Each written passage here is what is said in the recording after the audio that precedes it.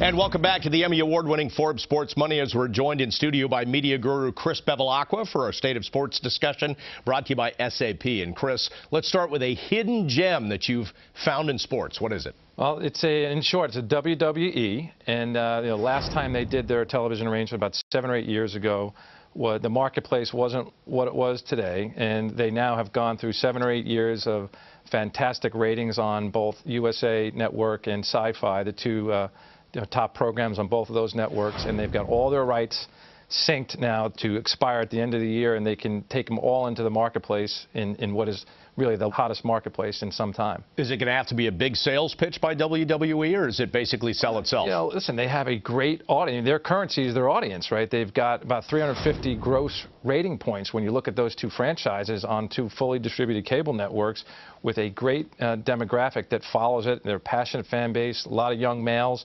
And so they're able to walk into the market with, a size and scope of programming that you really don't find anymore these days. Now, you mentioned gross ratings points. Just kind of explain that. Can you draw a comparison maybe to another property? Yeah, it measures viewership, right? So household ratings. And so if you think about, for example, a recent deal that was done was NASCAR on NBC, right, which was well publicized, 10-year deal, $4.5 billion over 10 years.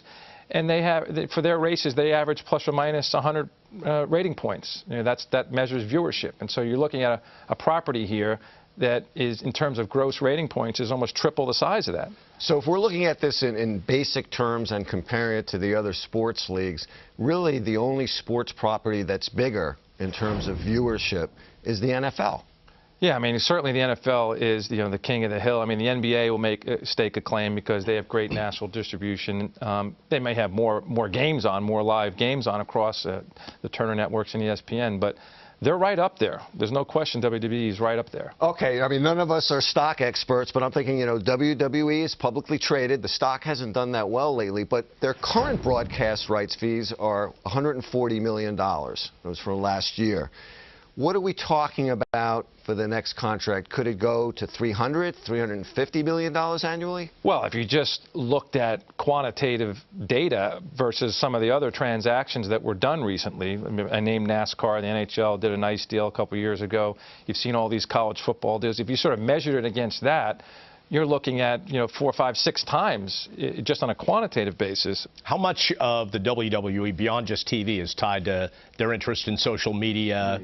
Being on the internet, that kind of thing. They seem to be pretty savvy in that arena. No, they're very savvy in that arena. I think they're among the most tweeted subjects on Twitter. They have some of the most trafficked Facebook pages. They've got John Cena, I think, is the number 7 most highly viewed athlete on Facebook. So they got a really digital savvy audience, and so I think you'll see a lot of, I think they'll do a lot in social media and digital distribution, even beyond just licensing Raw and SmackDown. I think one thing that may also help the WWE in their negotiations is, they could start their own sports network. And also now you have interest by Netflix for more sports programming and Google for possibly doing something with sports programming. And I think that will help. Even if they don't go that way, the WWE might be able to use that as a negotiating tactic. Yeah, I mean, it's hard. I mean, they've been very public about wanting to start a network. So my sense is they will certainly pursue that. And there's a lot of ways to go. There's a lot of different buyers for that type of content. And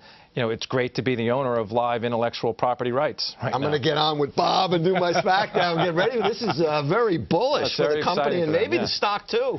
I could actually see by that reaction, you'd be very good in the WWE arena. All right.